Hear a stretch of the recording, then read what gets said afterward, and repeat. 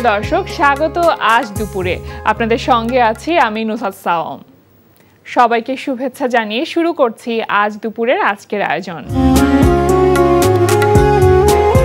আজ থাকছে সংস্কৃতি, এনটিভি অনুষ্ঠান সূচি ও দুপুরের অতিথি। প্রথমেই থাকছে সংস্কৃতি। ধানমন্ডি আলিয়াস প্রসেসে অনুষ্ঠিত হচ্ছে শিল্পী আরহামুল হক চৌধুরীর 20তম একক ক্যালিগ্রাফি প্রদর্শনী দলিলে দৃশ্যপট। প্রতিদিন বিকেল 3টা থেকে রাত 9টা এই সময় প্রদর্শনী চলবে 26 এপ্রিল পর্যন্ত। দ্য ইলিউশনস গ্যালারিতে অনুষ্ঠিত হচ্ছে 50 জন দেশ বরেণ্য ও প্রতিশ্রুতিশীল শিল্পীর 50টি শিল্পকর্মের প্রদর্শনী গ্রীষ্মের রং। প্রতিদিন বিকেল 3টা থেকে রাত 11টা এই সময়ে প্রদর্শনী চলবে 28 এপ্রিল পর্যন্ত। গুলশান 2-এর 87 নম্বর রোডের 8 নম্বর বাড়ির 7ম তলায় অনুষ্ঠিত হচ্ছে চিত্রশিল্পী হারুনুর রশিদ টুটুলের 2য় একক চিত্রকলা প্রদর্শনী ভঙ্গুর সহাবস্থান। প্রদর্শনী চলবে 23 এপ্রিল পর্যন্ত। এবার এনটিভি অনুষ্ঠান সূচি। এবার জানিয়ে দিচ্ছি এনটিভির আজ রাতের বিশেষ অনুষ্ঠানগুলির সময়সূচি। সন্ধ্যা 6:35 সরাসরি সম্প্রচার হবে সমসাময়িক বিষয় নিয়ে অনুষ্ঠান সংলাপ করি।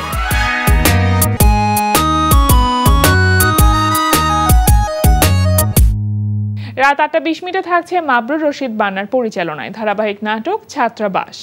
আপনার জীবনে তো বয়ফ্রেন্ড ছিল, এখন তো ব্রেকআপ হয়েছে, তাই না? এটা কিভাবে জানলেন?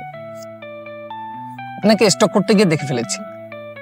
খুব বাজে সময় আমাকে স্টক করে ফেলছেন। আপনার জন্য সময়টা বাজে ছিল, কিন্তু আমার জন্য ছিল দুর্দান্ত। আমি কি তোমার কাছে এইসব খাওয়ার জন্য থাকি? তুমি যে প্রত্যেকদিন রেস্টুরেন্টে যাও, হ্যাঁ ইচ্ছা মতো খাওয়া দাওয়া করে সেলফি দিয়ে তোলো, মানুষের টাকা এরকম বুঝি না, আমি সবই বুঝি। খালি মানে একটা খালি বের করো বুঝে টাকা দিয়ে দিব, জীবনে তো একটা দিনও তো টাকা দাও না। হ্যাঁ আজকালকার মার্কেটরা যে পড়াইতে এত যে পেয়ার আমার হুদাই টাইম দেখাইলো। একদম ঠিক বলছেন। হ্যাঁ আজকালকার দিনে হোটেল নিয়ে যে এত প্যারা, ভালোই লাগে না এত প্যারা লিখতে। তাই তো দেখলাম এতক্ষণ।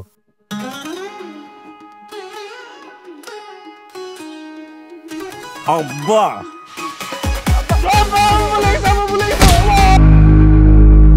রাত 9টায় থাকছে অনুষ্ঠান স্যান্ডালিনা গ্ল্যামার ওয়ার্ল্ড। রাত 9:30 থাকছে ধারাবাহিক নাটক জোনাকির আলো। আচ্ছা, রিপোর্ট কখন দিবে? বিকেলে। ডাক্তার বলেছে রিপোর্ট যদি ভালো হয় তাহলে রিকভারি করার চান্স আছে। দেখবে আব্বুর কিচ্ছু হবে না, আব্বু একদম সুস্থ হয়ে যাবে। আমার কথা মিলিয়ে নিও। ডাক্তার সাহেব দুটো সন্দেহ করেছে। প্রথমটি হচ্ছে বাবা যখন খুব আতঙ্কিত হয় বা খুব খুশি হয় তখন অজ্ঞান হয়ে যায়, এটা খুব স্বাভাবিক প্রক্রিয়া। আর দ্বিতীয়টি হচ্ছে বাবার হার্টের ভালভের সমস্যা হতে পারে। তুমি আমার কথা মিলিয়ে নিও, আব্বুর কিচ্ছু হবে না। রে সুরুজ্জা, দেখছস তুই দেখছস যে জায়দের লগে তোর পার্থক্যটা কি বুঝছস? ভাই পার্থক্য তো থাকবোই, এমন আর কি পার্থক্য, কদিন পর তো আমরা 12 ভাই হয়ে যাবো। দাঁত কেলাইতেছিস কে? দাঁত কেলাইতেছিস ভালো কথা, চা খাইতেছিস শব্দ হইতেছে কে? চা খাইলে কেন শব্দ হয় নাকি স্টুপিড? এই যে ভাই তুমি একটা ফাঁকা ফায়ার করলা, চা খাইলে শব্দ হইব না? চা খেলে তো শব্দ হইতে পারে, তুমি খেয়ে দাও দেখি শব্দ হয় কিনা। পাগল, মানে আমারে পরীক্ষা নিতেছিস তুই? আমারে দেখবি? দেখি।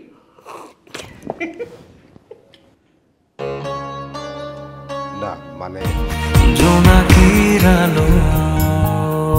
রাত 11:30 সরাসরি সম্প্রচার হবে টক শো এই সময়।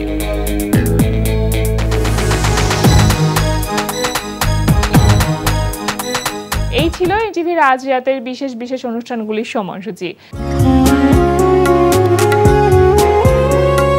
প্রিয় দর্শক, আমাদের আজ দুপুরের অতিথি নৃত্যশিল্পী ও নৃত্য পরিচালক মুফাসসাল আলিফ।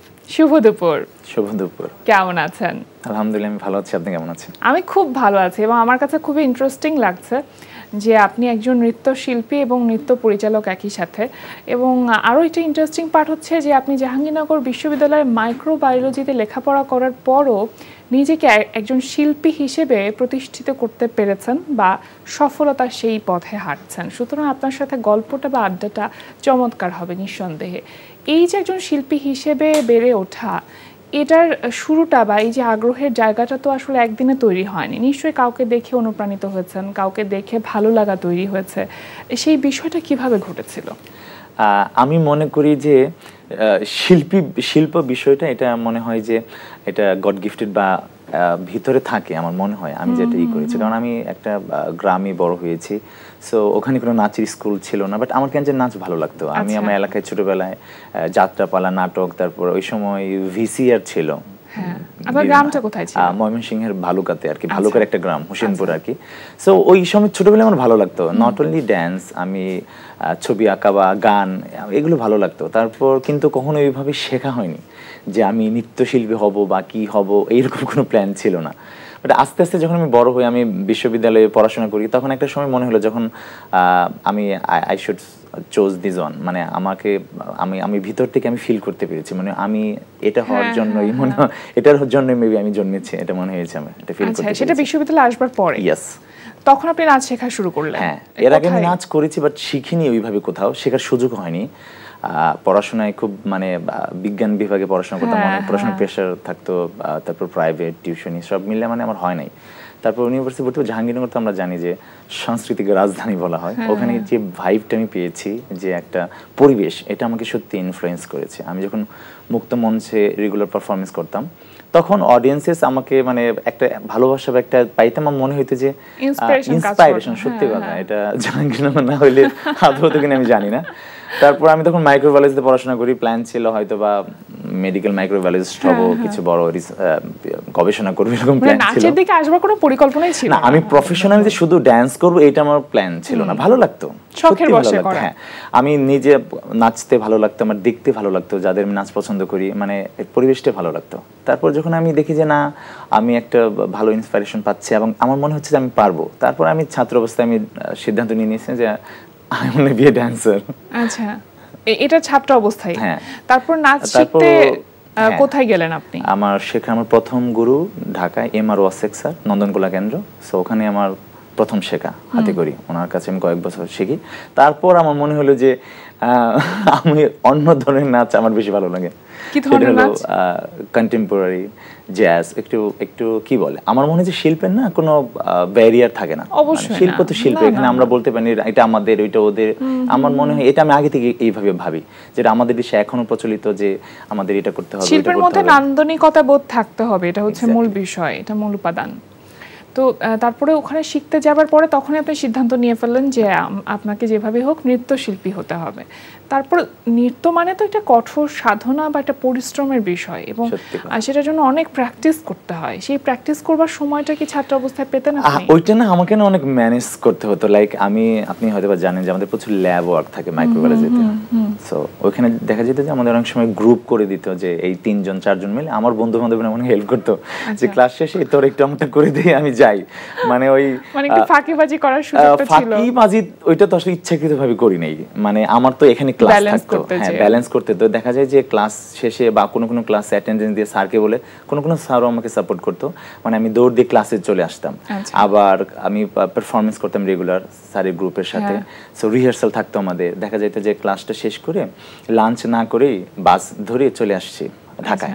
তারপর ক্লাস করে বা অনুষ্ঠান শেষে দেখা যায় কোনো দিন রাত 10টা 11টা 12টা বেজে গেছে আমার ক্যাম্পাসে ফিরতে, আমি হলে থাকতাম। সো ওই সময়টা না আমার সত্যি এটা মানে অনেক আমাকে ব্যালেন্স করে চলতে হয়েছে। এটা তারপরেও মনে হয় দুর্দান্ত একটা সময় ছিল, তাই না? হ্যাঁ, ওইটা একটা আলাদা মজা ছিল যে আমি মানে ব্যস্ত টাইম, আমি আমার বন্ধুদের সাথে ঠিকঠাক মতো সময় দিতে পারতাম না। বাট আমার লাইফটা না তখন থেকেই অন্যরকম হয়ে গেছে, যে আমি শিখছি, আমি করছি, মানে ঢাকার সাথে একটা কানেকশন। হ্যাঁ, প্যাশনেট। বাসায় জানতো? বাসায় হলো জানতো, না জানার কিছু নাই, আমার মা জানতো বা ফ্যামিলি জানতো, বাট বাসায় থেকে ওই সাপোর্ট ওইরকম ছিল না, আবার নাও ছিল না যে করতে পারবা না। আমি বাসা থেকে একটা অন্যরকম ফ্রিডম পাইছি, যে এটা করবা, যেটা করেছি আমার নিজস্ব সিদ্ধান্তে, আমার একান্ত নিজস্ব চিন্তা ভাবনায়, আমাকে ওইটা প্রেশার করতো না, এটা করতে পারবা না। তবে জায়গায় যেহেতু গ্রামে যেহেতু বাসা, আমার চাচারা বা অন্য লোকের আমার মাকে অনেক কান পড়া দিত, যেটা আপনি অবশ্যই জানেন আমাদের সামাজিক এবং ধর্মীয় একটা ব্যাপার আছে আমাদের দেশে, যে মনে করে যে নাচা এটা নাচা যাবে না, এটা ঠিক না, আবার ছেলেরা নাচবে, এটা তো আরো। এক্স্যাক্টলি, আমি এই পয়েন্টটাতে আসতে চাচ্ছিলাম যে কোনো একটি মেয়ে নাচছে, তাও সেটা হয়তো সমাজ কোনো না কোনোভাবে মেনে নিলেও কোনো একজন ছেলে নৃত্যশিল্পী হবে, এই ব্যাপারটা আসলে মানতে মনে একটু কষ্ট হয়, সেখানে এখন আমরা পিছিয়ে আছি। তো এই বিষয়টা আপনি ফেস করেছেন নিঃসন্দেহে, এবং তারপরে কিন্তু আপনি ইন্ডিয়াতে গেছেনও সেখানে স্কলারশিপ নিয়ে। ওই ঘটনাটা কিভাবে ঘটলো? প্রথমত আমি বলি যে হ্যাঁ, এটা এখনো এটা যে নাই তা না যে ছেলেরা নাচবে। প্রথমত আমার মনে হয় যে নাচটাকে নট অনলি ছেলে মেয়ে, আমাদের দেশে মানে আপামর জনতার কথা যদি বলি, এখন নাচটা যে একটা শিল্প মাধ্যম এটা সবাই মানে মানতে পারে না, এটা আমার মনে হয়। আমি ফিল করি যে কোরিওগ্রাফার এখনো মনে করে যে নাচ তো শুধু এন্টারটেনমেন্ট বা মেয়েরা নাচবে, বা ওই যে একটা সময় ছিল যে বাইজিরা নাচতো, কি যেন একটা ব্যাপার রয়েছে। বা নাচ বর্তমানে কোথায় চলে গেছে, আমি প্রচুর দেশ ট্রাভেল করে অনেক দেশে পারফরমেন্স দেখি বা ইউটিউবে আমরা দেখতে পারি, একটা মানে একটা উচ্চতর মানের শিল্প মাধ্যম হয়ে গেছে, যার মাধ্যমে আমি এক্সপ্রেস করি নট এন্টারটেনমেন্ট, আমি আমার মেসেজ, আমি আমার না বলা কথা, আমি প্রতিবাদ, আমি যে কোনো কিছু আমি নাচের মাধ্যমে আমার বডি ল্যাঙ্গুয়েজের মাধ্যমে শো করতে পারি, যেটা হয়তো আমি মুখ দিয়ে বলতে পারবো না। এমন অনেক যুদ্ধ বা কথা হয় যেমন আমরা গানে গানে বলি প্রতিবাদ, নাচ একটা ভাষা। ইয়েস, ডেফিনেটলি নাচ শারীরিক ভাষা। এটা এই বিষয়টা আমার মনে হয় যে এখনও আমি জানি না যে কেন এমন হচ্ছে, আমার মনে হয় ইন ফিউচারে ঠিক হয়ে যাবে। আর মুম্বাইয়ের বিষয়টা হলো যে আমি যখন পড়াশোনা শেষ করি, পড়াশোনা শেষ করতে বলে অনার্স শেষ করার পরে আমার একটা প্ল্যান ছিল যে আমি একটু দেশের বাইরে যাব, ইউরোপ আমেরিকার দিকে যাওয়াতে যাব। ওই আমার বরাবরই আমার কেন যেন কন্টেম্পোরারি, জ্যাজ, ব্যালে এইসব নাচ আমাকে খুব টানতো, ওদের বডি ল্যাঙ্গুয়েজ, স্টাইল, স্ট্রাকচার আমার খুব ভালো লাগতো। বাট বাংলাদেশে ওইরকম না, শেখার সুযোগ কোথাও নাই, কোনো ইনস্টিটিউট নাই বা প্রতিষ্ঠান নাই।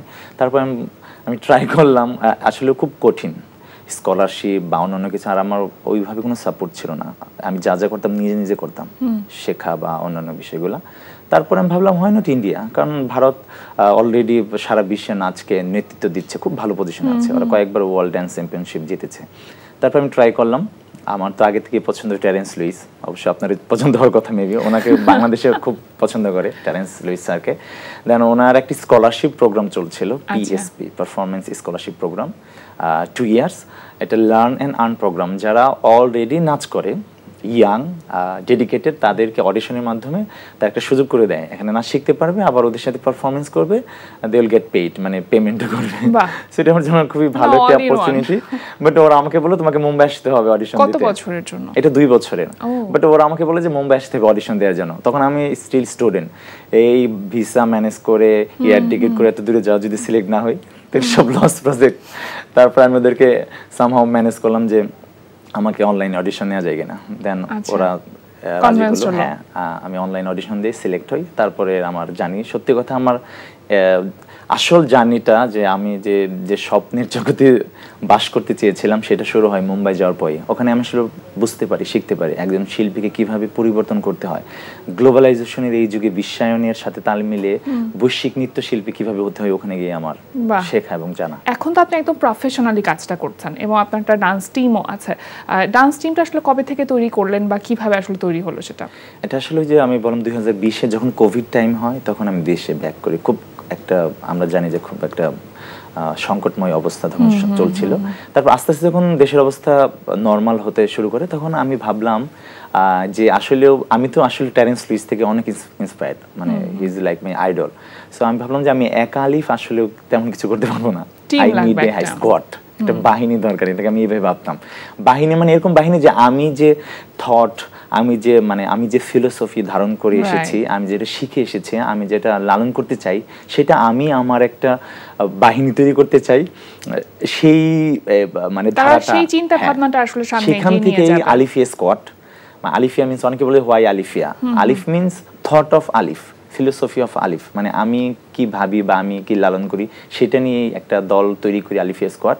এবং তাদেরকে আমি স্কলারশিপের মাধ্যমে ট্রেনিংটা শুরু করি। আমি দেখে এসেছি বা আমি খেয়াল করেছি যে বাংলাদেশে যেটা হলো যে আমি যে নৃত্যধারাগুলো মানে প্র্যাকটিস করি এগুলো খুবই মানে একটু মানে অনেক বেশি শারীরিক চর্চা, অনেক ফ্লেক্সিবিলিটি, স্ট্রেংথেনিং, ইয়োগা, স্ট্রেচিং করতে হয়। নর্মালি আমাদের দেশের ছেলেমেয়েরা একদম করতে চায় না, আবার সময় দিবে, আবার টাকা দিয়ে করবে, মানে এইভাবে হয় না। তখন আমি কি সিদ্ধান্ত নিলাম, আমি স্কলারশিপ দিলাম। যেহেতু আমি একটা স্কলারশিপ পেয়ে এসেছি, আমি তাদের অডিশন নিলাম। মানে আলিফিয়া স্কোয়াড থেকেই স্কলারশিপটা দেওয়া হয়েছে? আচ্ছা, আলিফিয়া স্কোয়াড থেকে স্কলারশিপ দেওয়া হয়েছে। এটা হলো অডিশনের মাধ্যমে যারা হলো সিলেক্টেড হয়েছে এবং তাদের সাথে আমি প্রাইভেট সেশন করেছি, কথা বলেছি যে এইভাবে আমি একটা টিম রান করতে চাই, এত বছর আমার সাথে কাজ করতে হবে, এরকম শেখাবো ফ্রি অফ কস্ট। দেন যারা যারা এগ্রি হয়েছে বা যারা মনে হয়েছে যারা পারবে তাদেরকে নিয়ে আমি একটা স্কোয়াড তৈরি করি এবং আলহামদুলিল্লাহ খুবই ডেডিকেটেড ছিল তারা, আমি খুব ভালো সাড়া পাই এবং আমার প্রথম যাত্রা থেকেই মানে চলমান বর্তমান সময় পর্যন্ত এখন আমার PSP 3 চলছে। আমি যে একটা স্কলারশিপ প্রোগ্রাম করে এসেছি তারই আদলে আমি একটা চলমান রেখেছি আমার প্রথম সিলেবাসটা ওই আদলে এবং এটা হলো 2 বছরের একটা আমার সাথে ওদের কন্ট্রাক্ট এরকম থাকে, ওদের আমি ট্রেনিং 2 বছর শিখতে হবে। হ্যাঁ আমি মনে করি যে নাচটা আমি স্টিল এখনো শিখি। আমি লাস্টে আমি এটা মনে হয় যে আমি প্রতিনিয়ত আমাকে আপডেট হতে হবে কারণ নতুন নতুন অনেক কিছু আসছে। সো আমি মনে করি যে একটা শিখলাম 5 বছর শিখেছি আমার আর শিখতে হবে না, শুধু কাজ শুরু করে এমন না। আমি যদি রেগুলার প্র্যাকটিস না করি আমার বডির ফ্লেক্সিবিলিটি থাকবে না, আমার স্টাইলিং আর যত বেশি শেখা যায় ফাইন টিউনিংটা তত বেশি হয়, তত ডিটেইল ওয়ার্কটা হয়। তারপর আমার 3টা ব্যাচ এই পর্যন্ত এসেছে, 1 2 এখন 3 চলছে, এদের ক্লাস চলছে। স্টেজে তো পারফর্ম করা হয় নিঃসন্দেহে, তো সবথেকে মেমোরেবল স্টেজ পারফরম্যান্স আপনার জন্য কোনটা ছিল? আমার তো আলহামদুলিল্লাহ অনেকগুলো মেমোরেবল হয়ে গেছে, বাট এখন যদি এই মুহূর্তে আমার মনে আসছে যেটা সবচাইতে সেটা হলো আমার মুম্বাইতে স্যামসাং এর একটা ইভেন্ট ছিল, আপনি হয়তো জানেন না হোয়াট এভার। আমরা পারফরমেন্স করতাম 2 ভাবে, কোনো পারফরমেন্স ট্যালেন্ট স্যার নিজে থাকতো উইথ টিম, আবার কখনো শুধু টিম পারফরমেন্স করতো। সো একটা ইভেন্ট থাকে বড় ইভেন্ট, ওইখানে হলো ট্যালেন্ট স্যার তো মূলত যে লিড ডান্সগুলো থাকে, লিড ডান্সার যে আমরা সামনে একজন থাকে, সো ওই পারফরমেন্স ওই প্রোগ্রামে ট্যালেন্ট স্যার ছিল না, মানে আমাদের টিম থেকেই কাউকে ট্যালেন্ট স্যারের পার্টটা করতে হবে লিড। সো ওখানে তখন একটা অডিশনের মাধ্যমে নেয় যে কি করবে এটা। সো লাকিলি আমি সিলেক্টেড হয়েছিলাম এবং ট্যালেন্ট স্যারের কস্টিউম ড্রেস পরে আমি পারফরম্যান্স করেছি। ওটা আমার সোফার আমার বেস্ট এক্সপেরিয়েন্স। এটা মানে আনএক্সপেক্টেডলি এসেছিল বলে এতটা আসলে আপনার কাছে ভালো লেগেছে। এবং ওই সময়ে মানে গ্রুপের সাথে লিড হিসেবে পারফরম্যান্স করছি, তখন স্টিল আমি তাদের ছাত্র, তাদের সাথে ট্রেনিং নিচ্ছি। লাকিলি চান্সটা এটা সোফার আমার কাছে বেস্ট এক্সপেরিয়েন্স। তারপরে আমি দেশে এসে অনেক বড় বড় স্টেজে পারফর্ম করছি। অনেক বাংলাদেশে তো অনেক ইভেন্ট হয় এবং অনেক ইভেন্টে অনেক ডান্স পারফরমেন্স হয়, কিন্তু এখানে ডান্স পারফরমেন্স কিন্তু শুধুমাত্র পারফরমেন্স না, এটা আসলে আর অনেক বড় কিছু, কারণ এখানে স্টেজের ব্যাপার থাকে, লাইটের ব্যাপার থাকে। তো সেই জায়গাতে আসলে আপনার কাছে মনে হয় কিনা যে প্রতিবন্ধকতা আছে কিছু স্টেজের ক্ষেত্রে, লাইটসের ক্ষেত্রে? হ্যাঁ, আমার মনে হয় যে না, টেকনিক্যালি অনেক প্রতিবন্ধকতা আছে। এখন এইগুলো এই বিষয়ে কথা বলে আসলে অনেক বড় হয়ে যাবে। সো বাট আমার মনে হয় যে আমি বাইরে দেশে যেহেতু কাজ করেছি, ওই এক্সপিরিয়েন্স থেকে বলছি, আমাদের কানেকশন অনেক কম, বা স্পেসিফিক মানে একটা নাচ শুধু স্টেজে যখন করব শুধু আমি ভালো নাচলে হবে না, আমার সেট, আমার লাইট এবং আমার ব্যাকগ্রাউন্ড, ব্যাকড্রপ সব মিলিয়ে একটা সুন্দর পারফরমেন্স। এবং আমার যেটা মনে হয়েছে বাংলাদেশের লাইটের আমার অনেক বেশি আমাদের সাথে মনে হয়েছে, আমি বলবো না যে ভালো ভালো লাইট ম্যান বা লাইট ডিজাইনার বা লাইটও আছে, কিভাবে করতে হবে এইটাতে হয় না। আমি অনেক দেখি যে পারফরমেন্স, আমি অনেক বাংলাদেশের বড় বড় অ্যাওয়ার্ড শোতে পারফরমেন্স করি, দেখি যে পরবর্তীতে ভিডিও যখন দেখি যে অনেক ব্ল্যাক, কালো কালো হয়ে আছে। আপনি বাইরের দেশে যদি দেখেন পারফরমেন্সে ওদের একটা ফিক্স লাইট থাকে, যে ফেসটা আমার বডিটা ক্লিয়ার, তার পাশে এক্সট্রা লাইট। যেহেতু আমি লাইট নিয়ে অত এক্সপোনেন্ট না, বাট আমি হয়তো বলতে পারবো না, কিন্তু আমি বোঝাতে পারবো। অনেক সময় আমি ট্রাই করি, বলি।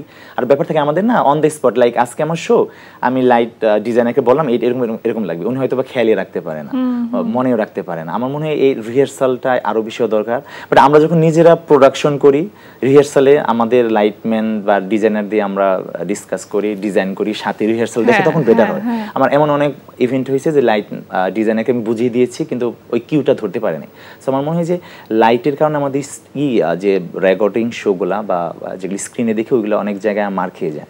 এই জায়গায় আমার মনে হয়েছে। এবার আরও অনেক কিছু আছে, মানে স্টিল মানে লং ওয়ে টু গো, মানে অনেক কিছু করার। তারপরেও আমি আগের চাইতে অনেক ভালো, অনেক স্কোপ পাচ্ছি, অনেক নতুন নতুন কিছু আমরা এলইডিতে সুন্দর সুন্দর ভিন্ন মাত্রা আনতে পেরেছি, লাইটিং, ডিজাইনিং, স্টেজে বেটার। বাট যদি আমরা হ্যাঁ বিশ্ব মঞ্চ, যদি আমার সবসময় মনে হয় যে বিশ্বগ্রাম, আমার মনে হয় না যে ওরা এরকম। আমার মনে হয় যে সবাই মিলে একটা, আমরা হয়তো বা কোনো কারণে টেকনিক্যালি বা এডুকেশনের জায়গা বা এক্সপেরিমেন্টের জায়গা আমরা ওই অতটা করি না, এই জন্য হয়তো বা পিছিয়ে, আমরা চাইলেই পারবো। সেই জায়গায় আমি এইভাবে ভাবি। বা আদারওয়াইজ সবাই যদি চায় যে ওই যে বোধটা, ওই যে আগ্রহটা যদি থাকে যে ওদের মতো করব বা ওদের চেয়ে ভালো করব বা আমরা একটা ডিফারেন্ট কিছু করব, এইটা যদি সবার মধ্যে থাকে, আমার মনে হয় যে অনেক কিছু সুন্দর করে দেখানো সম্ভব। ছোট করে ড্রিমটা কি আসলে আপনার? আমার একটা বড় ড্রিম ছিল যে আমার একটা টিম থাকবে একদম ইন্টারন্যাশনাল স্ট্যান্ডার্ডের, বাংলাদেশকে রিপ্রেজেন্ট করব, তারপরে বাইরের দেশে, আবার এখানে হলো নাচটাকে আসলে আমি প্রফেশনাল জায়গায় না আরও বেশি স্ট্রং করতে চাই। লাইক আমি যেখানে কাজ করেছি ওখানে এরকম ছিল, আমাদের পারফর্মারদের বা সিনিয়র পারফর্মার, কোম্পানি পারফর্মার, ওদেরকে মান্থলি পেমেন্ট করে হায়ার করে রাখা হতো, যেটা আমাদের দেশে নাই। কি হয়, আপনি দেখেন অনেক ভালো ভালো নাচ করে, একটা সময় পরে নাচ আর করতে পারে না, করে না। কি হয় দেখেন আমাদের প্রফেশনাল জায়গা না, এখনও না ওই জায়গায় স্টেবিলিটিটা আসে নাই। তারপরে দেখেন কষ্ট করে 15-20 বছর ধরে নাচ করছে, কিন্তু দেখা যায় যে জায়গাটা পাচ্ছে না ওইভাবে। দেখেন আপনি একটা বড় অ্যাওয়ার্ড শো বা বড় ইভেন্ট, কর্পোরেট শো, এখানে তারা সবাই সেলিব্রিটি ফেস চাচ্ছে, যে অমুক নায়িকা, অমুক নায়ক, অমুক মডেল, অ্যাক্ট্রেসকে চাচ্ছি। তাহলে হোয়াই নট আমরা যারা ভালো নাচছে এদেরকে কেন আমরা সেলিব্রিটি বানাচ্ছি না? সেলিব্রিটি আমি ওয়ার্ডটা ইউজ করবো না, নোন ফেস বা মানে চাহিদা তৈরি করছি না। আমি এই জায়গাটা আমার অনেক আক্ষেপের। আমি দেখেছি অনেক ভালো ভালো ডান্সার ফেস বাইরে চলে যাচ্ছে। আমরা তো আসলে স্টেজের মানুষ, তো সেই ক্ষেত্রে আমার মনে হয় যে আমার মনে হয় দেখেন এখন টিভি চ্যানেলে আগের মতো পারফরমেন্স নাই, নাই বললেই চলে। নাচের কোনো রিয়েলিটি শো নাই। আমার মনে হয় যে রিয়েলিটি শো অনেক ইম্পর্টেন্ট। আমাদের কিভাবে মানুষ চিনবে?